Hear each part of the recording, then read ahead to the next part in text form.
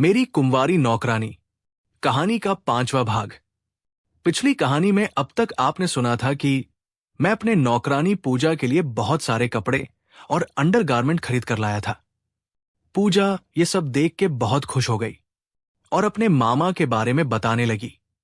अब आगे पूजा के शब्दों में, सर, वो ऐसे इंसान थे जो कभी हार नहीं मानते थे। वो हमेशा सही बात के लिए डटे रहते थे। मेरे मामा की वजह से ही मैं जूनियर कॉलेज तक पढ़ पाई। जब मैं हाई स्कूल की पढ़ाई पूरी कर रही थी, तब मेरे माता पिता मेरी शादी के बारे में गंभीरता से सोच रहे थे।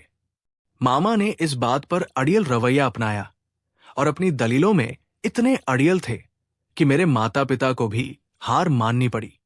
2 साल बीत गए क्योंकि मामा को पास के ही दूसरे शहर में काम करने जाना पड़ा, लेकिन वे नियमित रूप से मेरी खैरियत जानने और मेरी पढ़ाई जारी रखने के लिए आते रहते थे। एक दिन मैंने मामा से कहा कि वे हॉल में बैठ जाएं, मैं नहाने जा रहा हूं। मामा ने कहा, पूजा, मुझे तुम्हें नहलाने में बहुत खुशी होगी।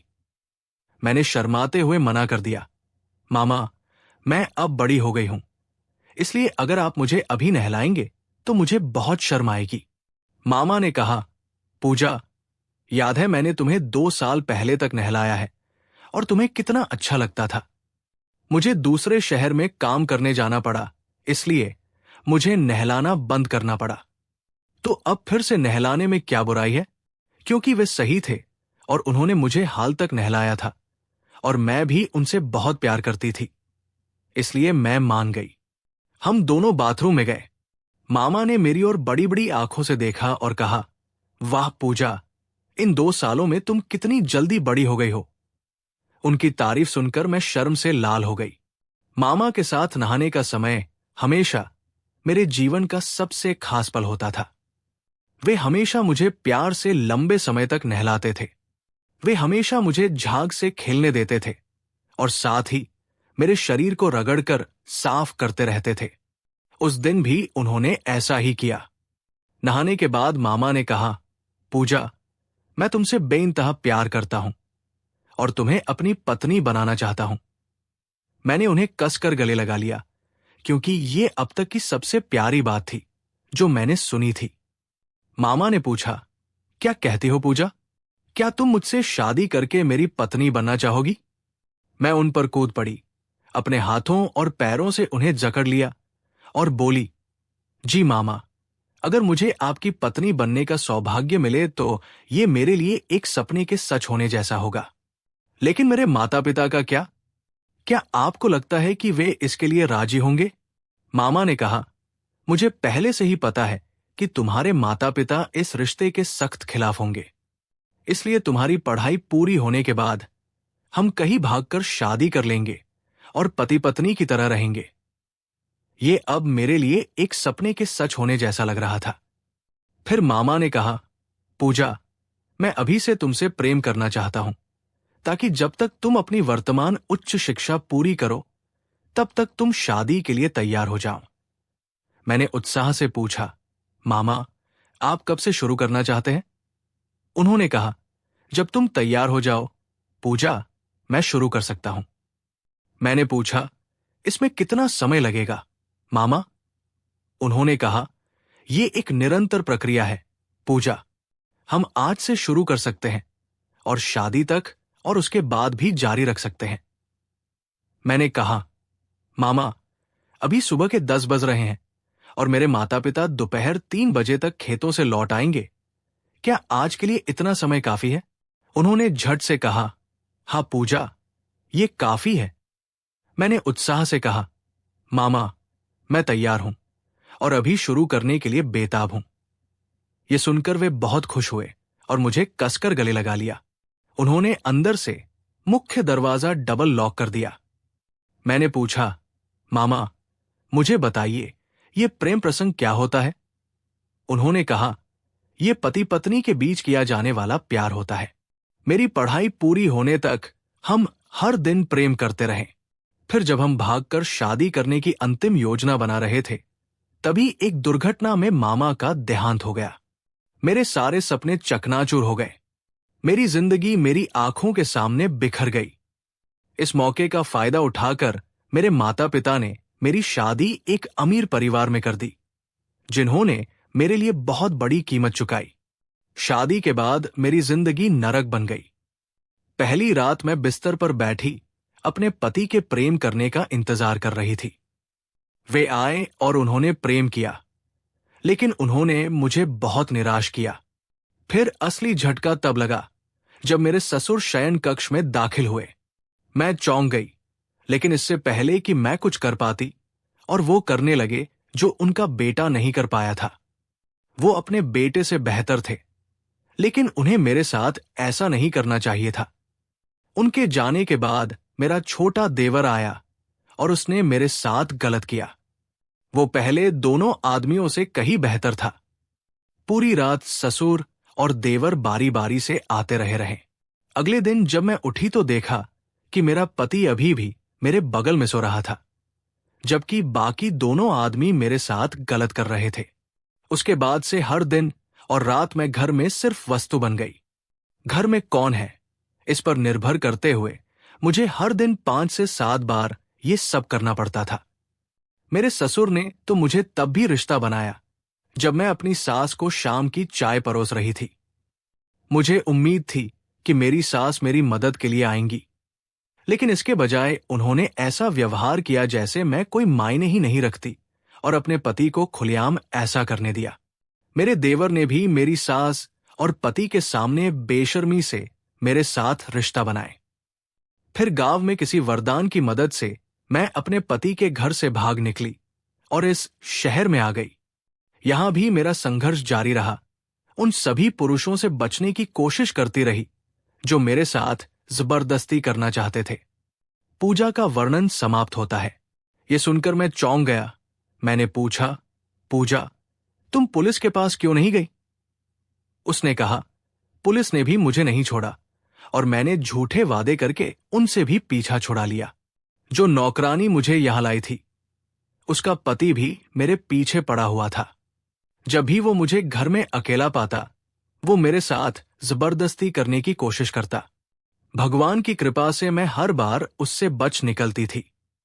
जब मुझे आपके घर में नौकरी के बारे में पता चला तो मैं मंदिर गई और भगवान का शुक्रिया अदा किया कि ये नौकरी मिल गई। मैं इस मुसीबत से निकलकर एक अच्छी जिंदगी जीना चाहती थी। अब यह साफ था कि हम दोनों और भी कुछ चाहते थे। मैंने पूछा, पूजा, क्या तुम थक गए हो? उसने फुसफुसाते हुए कहा, जी सर, लेकिन जब भी आप तैयार हों, मैं फिर से बात करने के लिए तैयार हूं। मैंने उसका चेहरा पकड़कर कहा, मैं तुम्हें बहुत पसंद करता हूं और भगवान का शुक्रगुजार हूं कि उन्होंने हमें मिलाया। एक दूसरे को तौलिए से सुखाने के बाद हम हॉल में चले गए। मैंने हम दोनों के लिए बियर डाली और हमने साथ में पी। मैंने सुमन द्वारा दी गई काली अंडरगारमेंट ली और उसे पहनने के लिए कहा। वो रुक गई और डर से मेरी तरफ देखने लगी। उसने कहा, सर, प्लीज नहीं, मैं बहुत डरी हुई हूं और मैंने पहले कभी ऐसा नहीं किया है। ये बहुत गंदा भी है। मैंने कहा, चिंता मत करो पूजा, मुझ पर भरोसा रखो। तुम्हें अब तक जितना खुशी हुआ है उससे कहीं ज्यादा खुशी मिलेगा। मैंने उसकी बात अनसुनी कर दी और उसे उठाकर अपने बेडरूम में ले गया, जबकि वो कहती रही, सर प्लीज, मैं आपसे विनती करती हूं कि ऐसा मत कीजिए, मैं बहुत डरी हुई हूं। थोड़ी देर बाद उसने कहा, सर, आप वाकई लाजवाब हैं। मैंने अपने जीवन में कभी इतना आनंद नहीं लिया, यहां तक कि अपनी मामा के साथ भी नहीं, जिन्हें मैं सबसे अच्छी मानती थी। मैंने कहा, पूजा, तुम मेरे जीवन में आई सबसे अच्छी चीज हो। पूजा ने गंभीर स्वर में पूछा, सर, मुझे ईमानदारी से बताइए, आपने कितनी महिलाओं के साथ आनंद लिया है? मैंने हल्के से पूछा, क्यों? उसने कहा, आप तो साफ तौर पर जानते हैं कि एक महिला को कैसे खुश किया जाता है। मैं हंसते हुए बोला, आज सुमन मेरी पहली थी और तुम मेरी दूसरी। तुम दोनों मेरी पहली हो और आज मेरा किसी महिला के साथ पहला दिन है। पूजा को यकीन नहीं हुआ। उसने कहा, सर, इस शहर में आपने जरूर कई महिलाओं के साथ आनंद लिया होगा। मुझे इससे कोई दिक्कत नहीं है, लेकिन कृपया मुझे सच बताइए। मैंने कहा, पूजा, कसम से आज मेरा पहला दिन है जब मैं तुम दोनों के साथ प्यार कर रहा हूं। इससे पहले मैं किसी और औरत के साथ नहीं रहा। आखिरकार उसने मेरी तरफ देखकर मुस्कुरा दिया। कुछ देर आराम करने के बाद हम दोनों बाथरूम गए और साथ में नहाए। इस बार उसने मुझे तौलिए से सुखाया और फिर खुद को। हम हॉल में आए और शाम के 5:03 बज चुके थे। मैंने कहा, पूजा, अब खाने का समय हो गया है। मैंने उसे माइक्रोवेव में खाना गर्म करना सिखाया और उसने उसे डाइनिंग टेबल पर परोसा।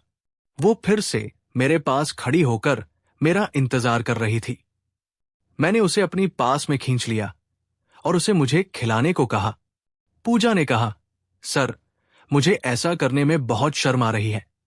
मैंने कहा, पूजा, हमने जो कुछ भी किया है उसके बाद अब शर्म किस बात की? मैंने उसे बियर और गिलास लाने को कहा। वो ले आई। मैंने बस अपने गिलास में बियर डाली और उसे मेज पर रख दिया। फिर वो खुद मेरे पास में एक तरफ बैठ गई। उसने कहा, सर, मुझे उम्मीद है कि अब आपको ज्यादा आराम महसूस हो रहा होगा। मैंने कहा, हाँ पूजा, मुझे अब बहुत आराम महसूस हो रहा है। उसने प्यार से अपने हाथों से मुझे बिरयानी खिलाई। मैंने पूछा, पूजा, तुम क्यों नहीं खा रही हो? उसने कहा, सर, मैं आपको खिलाने के बाद खाऊंगी। मैंने उसका हाथ पकड़कर कहा, अगर तुम मेरे साथ नहीं खाओगी तो मुझे भूख नहीं है। अब क्या तुम चाहती हो कि मैं तुम्हें खिलाऊं? उसने झट से कहा, सर, नहीं, अगर आप मुझे खिलाएंगे तो मैं शर्म से मर जाऊंगी। कृपया समझिए कि आखिर मैं आपकी नौकरानी हूं, इसलिए पहले आपकी देखभाल करना मेरा कर्तव्य है। मैं चुप रहा और अपने हाथ में थोड़ा खाना लेकर उसके मुंह तक ले गया। पूजा ने मेरी तरफ देखा और समझा कि मैं अब पूरी तरह गंभीर हो गया हूं। उसने अपनी आंखें बंद कर ली और मुंह खोल दिया और मैंने उसे खाना खिलाया। फिर उसने कहा, सर, कृपया रुक जाइए, मैं अब खुद खा लूंगी। मैं अपनी उंगलियां चाटने ही वाला था कि उसने मेरा हाथ पकड़ लिया और मेरी उंगलियां एक एक करके चाट ली। मैं हैरान था, लेकिन फिर भी ये किसी भी चीज से ज्यादा उत्सुक लग रहा था। वो मुझे खाना खिला रही थी और खुद भी खा रही थी। बीच बीच में मैंने अपनी बियर पी और उसे भी उसी गिलास से पीने को कहा। इस बार उसने कोई झिझक नहीं दिखाई। दोपहर का खाना खत्म होने के बाद हमने महसूस किया कि मेरा मन अभी भी उत्साहित था। उसने पूछा, सर, क्या आप मुझे यही या अपने बेडरूम में ले जाना चाहते हैं? मैंने पूछा, पूजा, पहले मुझे बताओ, क्या तुम थक गई हो? उसने हां में सिर हिलाया, लेकिन यह भी कहा, सर, मेरे बारे में चिंता मत कीजिए।